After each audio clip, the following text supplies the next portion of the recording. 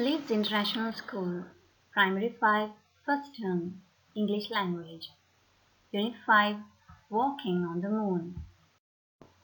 Now, let's turn to page number 38 in your pupil book and start reading Unit 5, Walking on the Moon, Moon Landing. Speaking in the early 1960s, the President of the USA, John F. Kennedy, said that he wanted the Americans to land an astronaut on the moon before the end of the decade. In the next few years, many astronauts went up in a spacecraft, but none actually landed on the moon. In 1969, 3 astronauts, Neil Armstrong, Buzz Aldrin, and Michael Collins, were launched into space on the Apollo 2 spacecraft. Its mission was to land 2 of the astronauts on the surface of the moon. It successfully completed the mission, but not without some problems along the way. So as you can see, children, these are the 3 astronauts who joined the first moonwalk.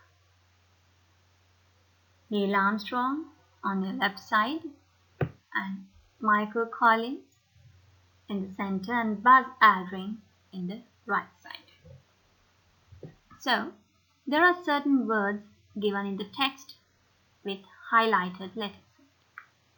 The first word is decade. Decade is a period of 10 years. The next highlighted word is mission. A mission is an act of sending. So, the former US President John F. Kennedy wanted America to be the first nation to send an astronaut or humans onto the moon's surface. And this is the historical journey to the moon. And now we are going to learn about what are the problems that they faced. The first problem the astronauts faced came just as Neil Armstrong and Buzz Aldrin were traveling down to the moon's surface in the lunar module, the Eagle. The guidance computer was not working properly. Any second it could stop working and there could be nothing the astronauts could do to save the mission. Emergencies were nothing new to the 2 experienced men aboard the Eagle. But they hadn't practiced for this one, as no one believed it could happen. The support team back on Earth waited heart in mouth. So as you can see, children, there are certain words that are being highlighted. Any second means given any moment, any time. Nothing new gives you the idea that the emergencies were not new things because they were being trained to face tragedies, issues like this when they were being trained at NASA. The support team back on Earth waited heart in mouth. It gives you the idea that they were all nervous and excited and puzzled what would happen next. So, as we were talking,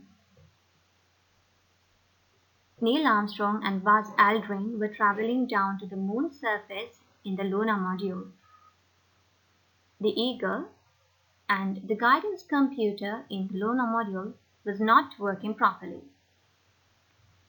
So, even though these experienced astronauts have been trained to act in certain moments, they had not been prepared for such a tragedy. Now we'll see how they faced it. Neil Armstrong had only one choice. He would have to fly the Eagle manually. With time and fuel running out, Armstrong finally thought he saw the landing site. But this was the next problem. The Eagle had overshot the chosen landing site by 6 kilometers. They were heading for a football field-sized crater filled with enormous rocks. Now, given the situation that the main computer was not working, Neil Armstrong had one choice, and that was to handle the Eagle manually. Manually is he had to do it himself, not since the computer was not working properly. Couldn't be operated automatically. So with time and fuel running out, time was running out and fuel was running out, and those two are the main concerns that they had on moon landing, since there was no place for them to purchase or to buy any fuel if they run short of fuel, and if they did not cover it up within the given time, they will not be able to join the spaceship and get back to Earth. Armstrong finally thought he saw the landing site, but this was the next problem. The Eagle had overshot. Overshot means, children, having an upper part projecting beyond the lower. Since the Eagle had an upper part projecting beyond the lower, the chosen land was 6 kilometers away, and they were heading for a football field-sized crater. A crater is an opening of a basin-like opening or mouth of a volcano. So, as you can see in the given first picture, the moon's surface looks like a volcanic area where a volcano might erupt. Since the moon's surface and the Earth's surface are very different. And the moon's surface, as you can see, is filled with enormous, huge rocks. And now they were heading towards a huge opening or a mouth of a volcano. It looks like as if they are being a volcano eruption. Armstrong accelerated away from the crater at 88 kilometers per hour. The support team were puzzled by this highly unexpected maneuver. Mission Director George Hedge said to himself, "Get it down, Neil! Get it down!" Now, as you can see in the second picture, Neil Armstrong and his fellow astronaut Buzz Aldrin, they had landed on moon, and Buzz Aldrin and Neil Armstrong walked on the moon, and they let the flag of United States fly over the moon, and when going back, he accelerated, speed up, away from the crater at 88 kilometers per hour. The support team was surprised, puzzled, because they did not recommend this as a good option. The speed was too high, and it was a highly unexpected maneuver. And maneuver means an act in order to achieve a certain goal. Their certain goal was to step and walk on the moon, and due to this unexpected, surprised situation, they had to act in a certain way. And mission director was telling himself, get it down, Neil, get it down. The time, the seconds ticked away. In a journey like this, in an expedition like this, the time is the most precious thing. The time is passing, and if they miss a minute, their lives would be in danger. With less than 20 seconds left to land safely, Aldrin's voice was heard. Contact. Tranquility Base here. The Eagle has landed, announced Armstrong. These special words were heard by 600 million people back on Earth. About 6.5 hours later, the Eagle's door was opened and Armstrong climbed out. He wore a moon suit, carried a backpack weighing 49 kilograms, and had enough oxygen for 4 hours. Heading down the ladder, he uncovered a TV camera on the side of the Eagle so the world could witness his first step. As his feet touched the moon's surface, he said, "That's one small step for a man, one giant leap for mankind." It was 3:56 a.m. on 20th July 1969. John F. Kennedy's dream had come true.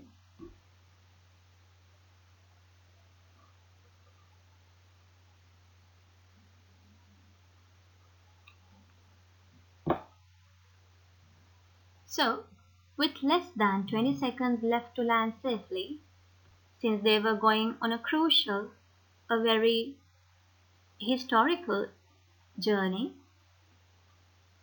and a scientific journey as well, every action had been timed for them, and there was only 20 seconds left for them to land safely on Moon. Due to the unavoidable circumstance, unexpected situation that they faced, they were running out of time, and safely they landed, and Aldrin's voice said, "Contact." And Armstrong announced for all the people to hear that Tranquility Base, the Eagle has landed.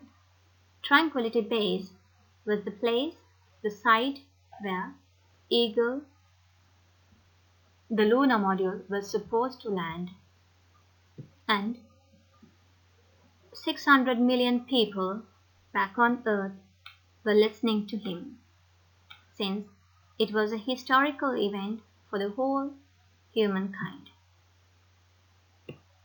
About a 6.5 hours journey,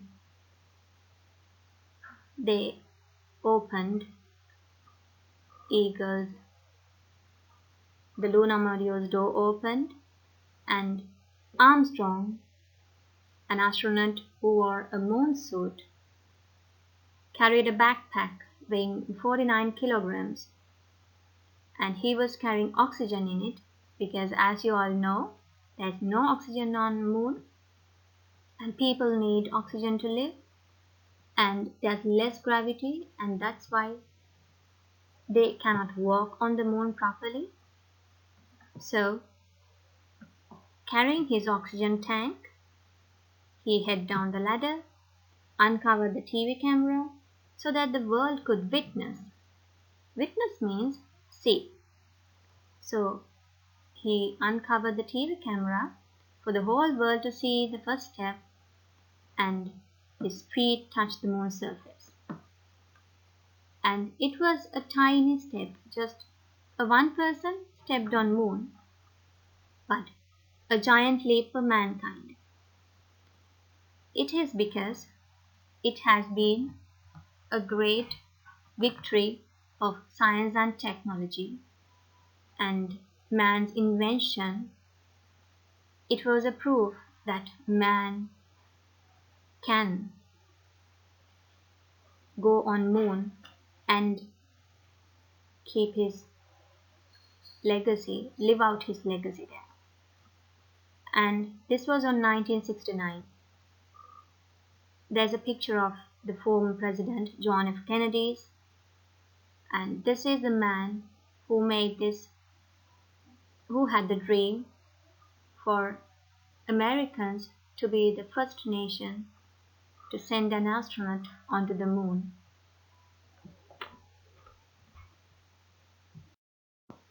Now let's discuss the comprehension answers in page number 40 in your pupil book.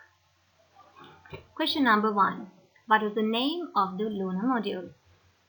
As we have been explaining in the lesson, the name of the lunar module was the Eagle. Question number 2. Who was in the lunar module with Neil Armstrong? Buzz Aldrin was the other astronaut who was in the lunar module. What was the name of the site where the lunar module landed?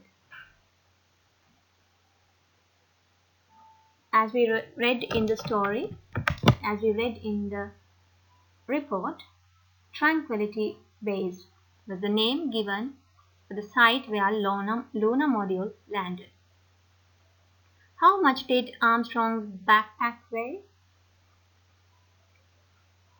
He carried a backpack weighing 49 kilograms. Fifth question. What was the time and the date of Armstrong's first steps on the moon?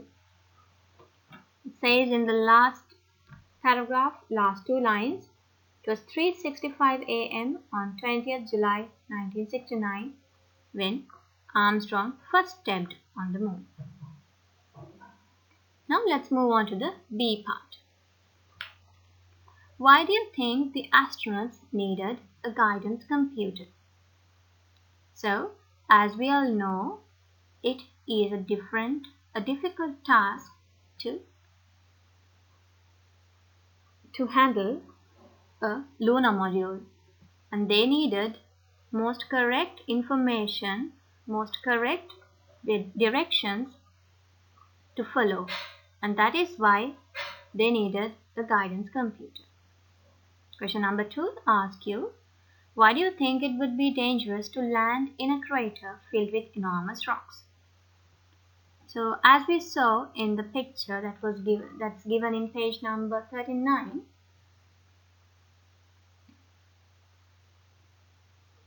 the lunar module has 4 stands. So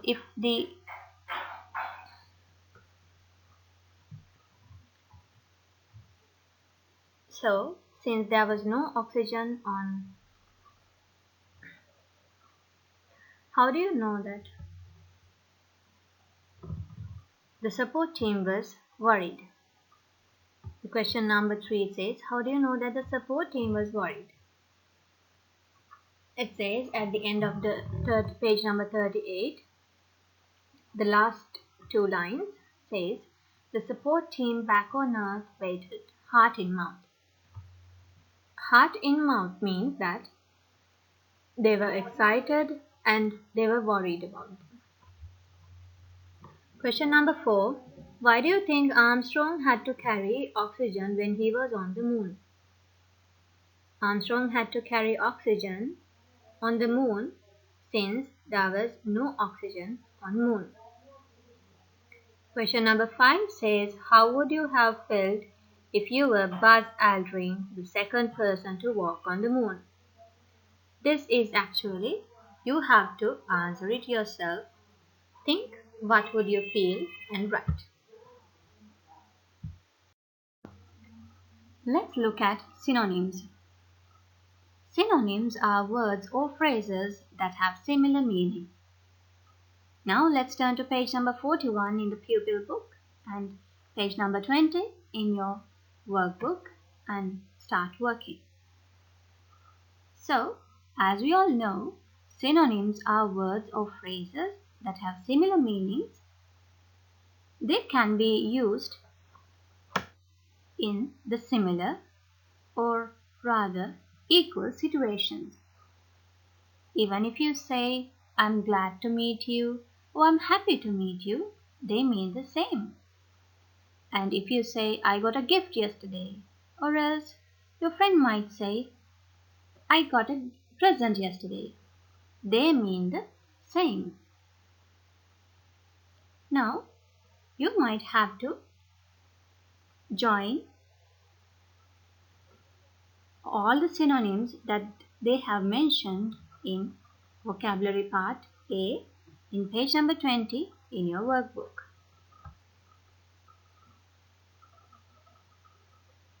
And in the B part, you have to look at the pairs of synonyms which would rank least out. As you can see on these ice creams scoops, they have mentioned happiness, bliss, joy. All those three words mean the same thing.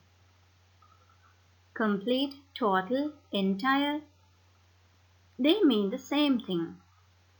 Tour, journey, trip, they can be used in the same situations. But if you say, now for example, Neil Armstrong went on a journey to the moon. But my mother went on a tour to Europe. I went on a trip to Anuradhapura.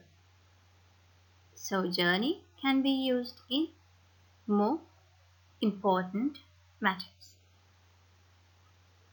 In your vocabulary B part in your workbook,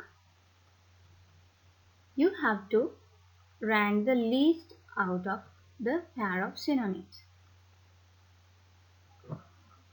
And in your pupil book, page number 41, you have to write many synonyms as you can find from the dictionaries, or you can ask your parents to help you throughout it. So, we can often rank a set of synonyms in order from least to most. For example, as I've been telling, complete, total, entire, they all mean the same, but sometimes they might have certain differences.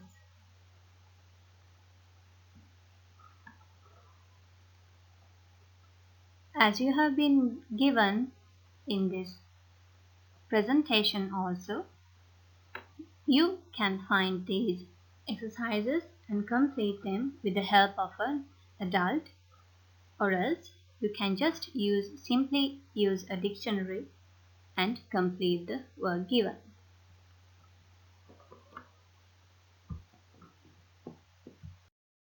Dashes. Dashes are used to insert extra information into a sentence. The sentence will have a meaning even if we remove the extra information.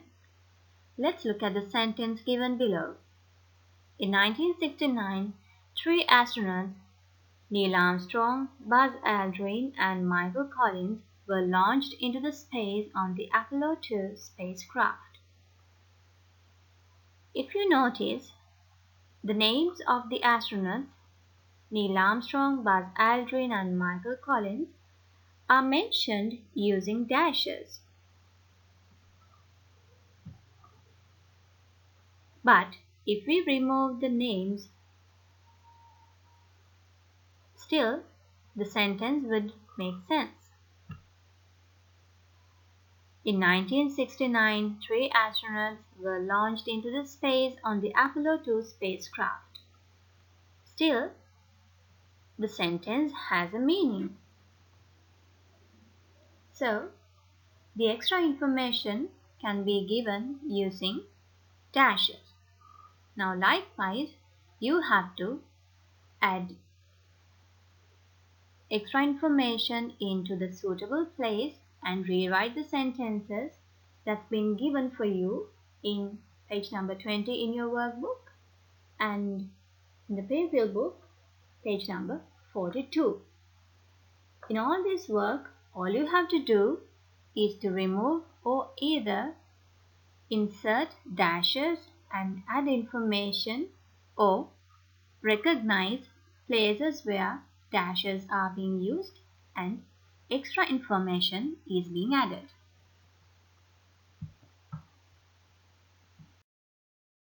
Now let's look at spelling part in page number 43 in your paper book and 21 in the workbook. CIAL and TIAL, shell and shell. If you notice, the CIAL usually comes after a vowel letter and TIAL is usually used after a consonant letter. So there are certain words that's been given for you and you have to fill in the blanks either with CIAL or TIAL.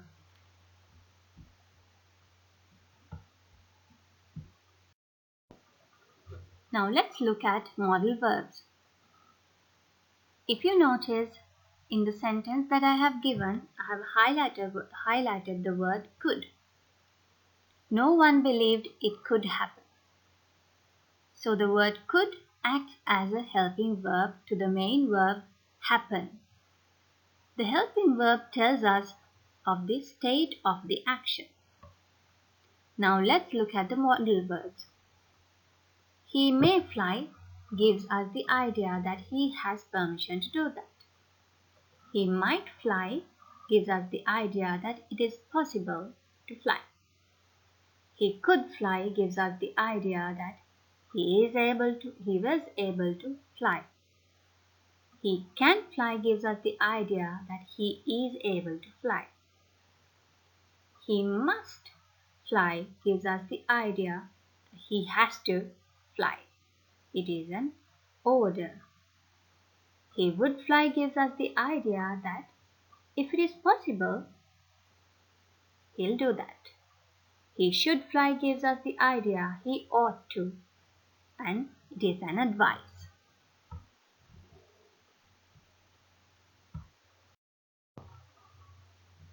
Now let's focus on can and may, because these words can be confusing sometimes.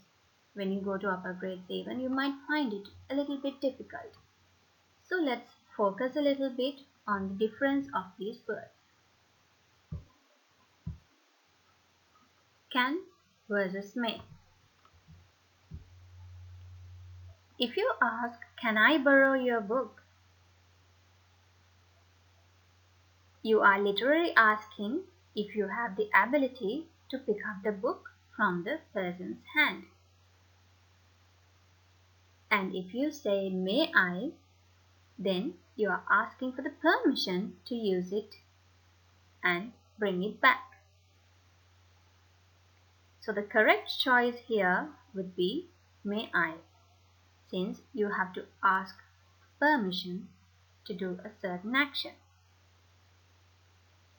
Now let's look at the difference between might versus may.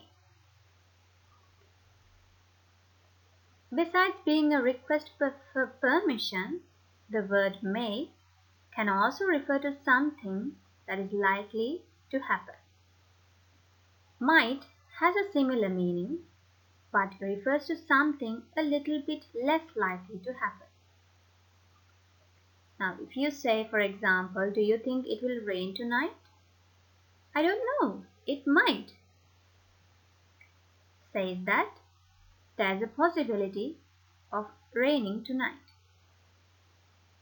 And if you use your head is warm, you may be coming down with a cold. In certain situations, it gives you a greater possibility of an action take place.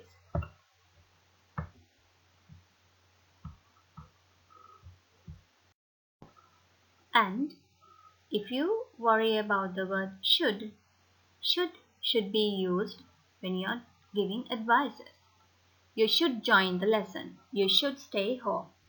Sometimes your teachers, the parents might be saying, you should stay home. You should not play. You should not fight. So, they always use the word should when they are giving advices. Could describes the ability in past. Before I leave Sri Lanka, I could speak Sinhala. It gives you the idea that I can speak Sinhala now, or else I can't speak Sinhala now, but somehow before I leave, I had the ability to speak Sinhala.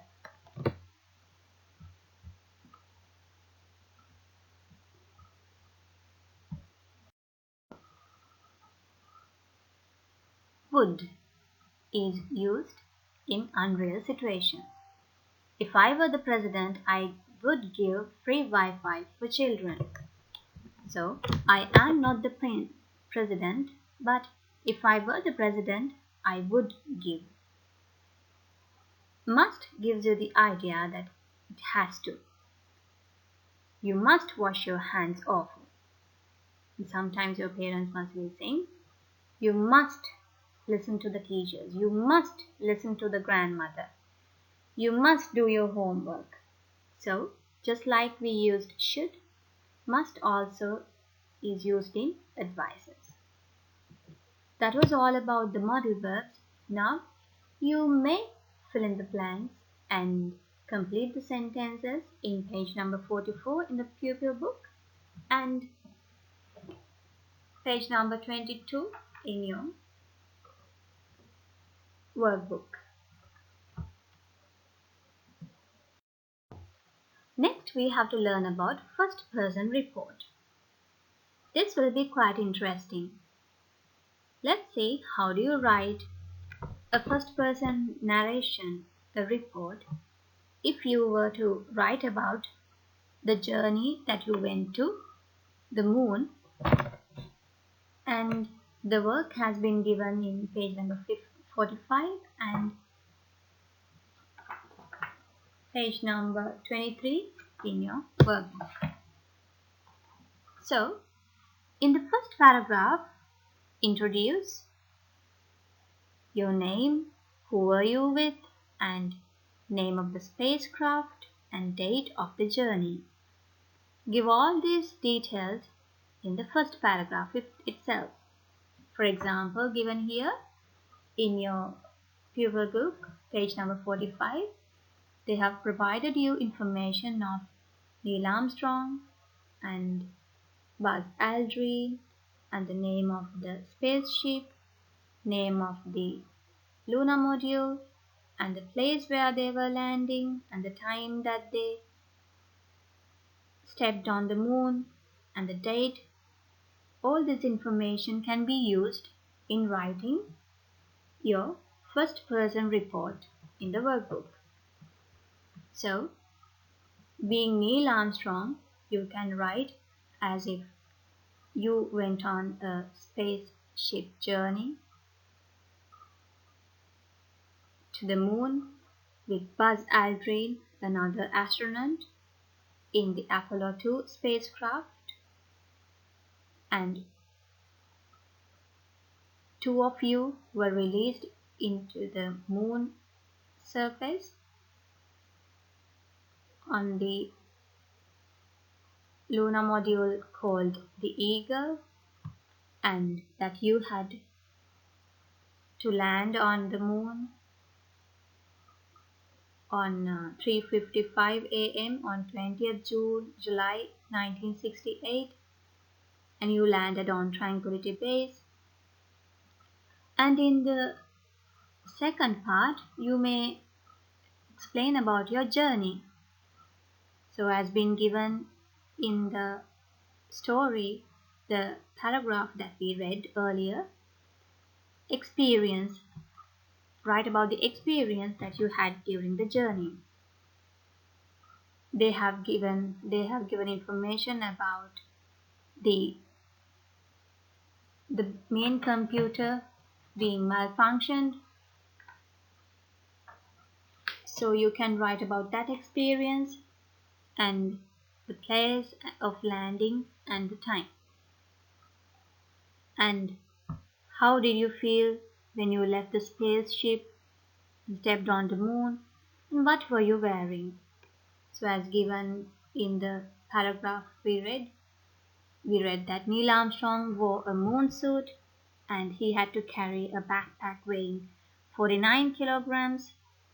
And when he left the spaceship, he stepped on the moon for the first time, on this time, this date. And what did you do on the surface? So Neil Armstrong collected evidence, collected rock samples from the moon, and he took photos, and he stepped on the moon, and write about explaining how you got back home. So I hope that you all enjoyed this lesson, and that was the end of our lesson.